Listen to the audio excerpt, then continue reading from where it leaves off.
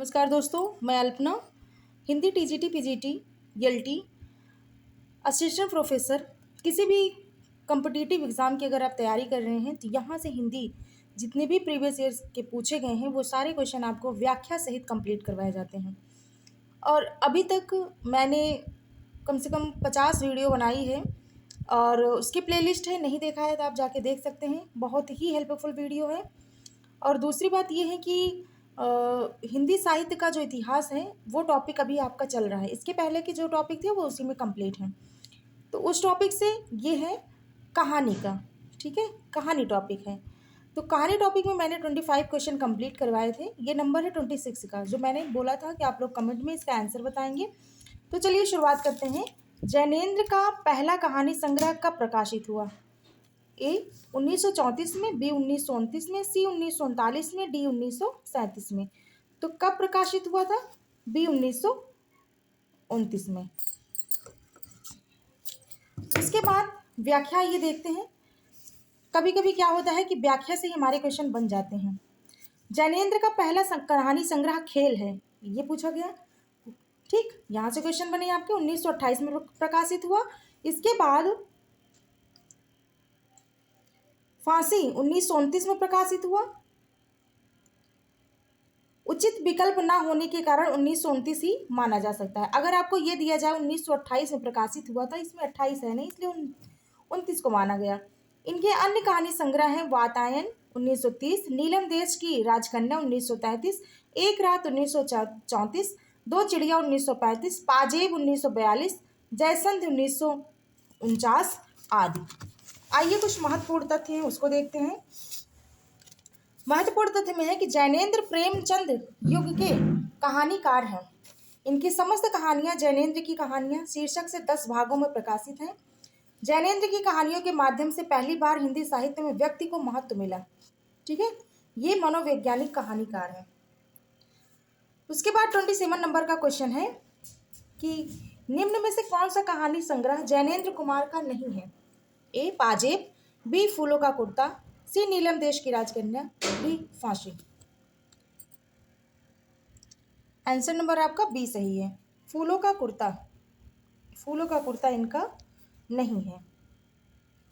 उसके बाद है 28 नंबर का क्वेश्चन है उदय प्रकाश द्वारा रचित कौन सी कहानी नहीं है?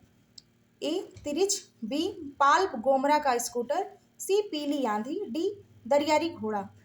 तो उदय प्रकाश द्वारा रचित कौन सा कहानी नहीं है? आंसर नंबर आपका सी सही है, पीली आंधी। पीली आंधी इनका नहीं है। आइए देखते हैं किसका है।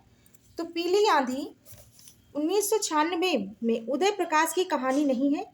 यह प्रभा खेतान कृत उपन्यास है। किसका है? प्रभा खेतान का है। उदय प्रकाश की कहानी संग्रह है दरियाई घोड़ा 1989, तिरिच 1989 और अंत में प्रार्थना 1994। पाल गोमरा का स्कूटर, पीली छतरी वाली लड़की, दत्तात्रेय का दुख, मोहनदास, वारेन हेस्टिंग का सांड, सुनो कारीगर, अबूतर कबूतर, रात में हारमोनियम, एक भाषा हुआ करती है आदि। ठीक है। अन्य महत्वपूर्ण जो तथ्य हैं वो है कि मोहनदास उदय प्रकाश की आत्मकथात्मक कृति है। यह विश्व की आधा दर्जन भाषाओं में अनुदित हो चुकी है। ये प्रसिद्ध कथाकार, पत्रकार और फिल्मकार थे। वर्ष 2004 में हाईलैंड में प्रख्यात अंतर्राष्ट्रीय कविता उत्सव में वह भारतीय कवि के रूप में भाग ले चुके हैं। 29 नंबर का क्वेश्चन है कि पाल गोमरा का स्कूटर कहानी के लेखक कौन है? ए प्रियमवद, बी स्वयं प्रकाश, सी उदय प्रकाश, डी इनमें से कोई नहीं। इसके पहले हम पढ़े थे क्या है? उदय प्रकाश। ठीक। 30 नंबर का क्वेश्चन है वारेन हेस्टिंग्स का सांड शीर्षक कहानी के लेखक हैं स्वयं प्रकाश, अरुण प्रकाश या उदय प्रकाश या इनमें से कोई नहीं। तो जैसा कि हम जानते हैं उदय प्रकाश हैं। ठीक है। देखिए जो भी क्वेश्चन पूछे गए हैं आपके व्याख्या से पूछे गए हैं। उसके बाद का क्वेश्चन है कि निर्मल वर्मा की चर्चित कहानी, निर्मल वर्मा की चर्चित कहानी का संग्रह है परिंदे, तलाश, बंजर, इनमें से कोई नहीं। क्या है? परिंदे हैं। निर्मल वर्मा कहानी संग्रह परिंदे है। क्या है? परिंदे है। इसका प्रकाशन 1960 में हुआ था। इनके अन्य कहानी संग्रह है चलती झाड़ी 1965, पिछली गर्मियों में 1968, बीच सहस में 1973, कव्वे और काला पानी 1983, सूखा तथा अन्य कहानियां 1995 आदि। परिंदे को डॉक्टर नामवर सिंह ने नई कहानी की पहली कृत माना है। ये देखो इसमें जुड़ गया है नई कहानी। नई कहानी की पहली कृत कौन सी है? परिंदे। माना किसने है? नामवर सिंह ने। 32 है कि फणीश्वरनाथ रेणु की कौन सी कहानी है? ए रस प्रिया, बी रस आखेटक, सी रसिक प्रिया, डी प्रिया नीलकंठी। तो फणीश्वरनाथ रेणु की जो कहानी है वो है रस प्रिया। रस प्रिया और रसिक प्रिया एक जैसा है, लेकिन कि थोड़ा इसको ध्यान रखिएगा, रस प्रिया है।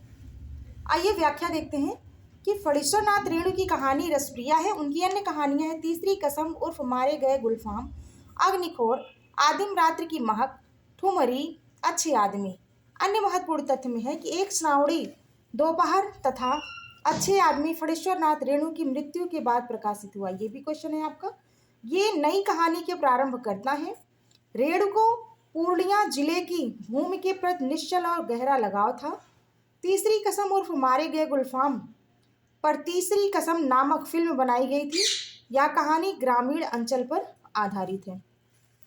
33 नंबर का क्वेश्चन है, तीसरी कसम फिल्म किस लेखक की कहानी पर बनाई गई? ये देखो क्वेश्चन पूछा गया, प्रेमचंद्र, चंद्र शर्मा गुलेरी, फणीश्वरनाथ रेणु या जैनेन्द्र कुमार। तो कौन है?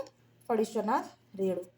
34 नंबर का क्वेश्चन है कि मलबे का आदमी कहानी काव्य क्या है? सांप्रदायिकता है। मलबे का आदमी कहानी का कथ्य क्या है? सांप्रदायिकता है कि पर्यावरण है, सी प्रदूषण है कि भारत पाक विभाजन है। तो मलबे का आदमी क्या है? भारत पाक विभाजन है। मोहन राकेश की कहानी मलबे का आदमी 1947 के भारत पाक विभाजन के फलस्वरूप पैदा हुई मनः स्थिति पर आधारित है। देश के विभाजन की परिणति व्यापक रक्तपात में ही नहीं हुई, बल्कि दो संप्रदायों के बीच दुराव, संदेह, त्रास, डर, घृणा आदि मानसिक अवधारणाओं के भी हुई। 35 है कि कोसी का घटवार कहानी के लेखक कौन है? ए फणीश्वरनाथ, बी शिव प्रसाद सिंह, सी शिखर जोशी, डी दूधनाथ सिंह। तो आंसर नंबर आपका सी सही है, शिखर जोशी।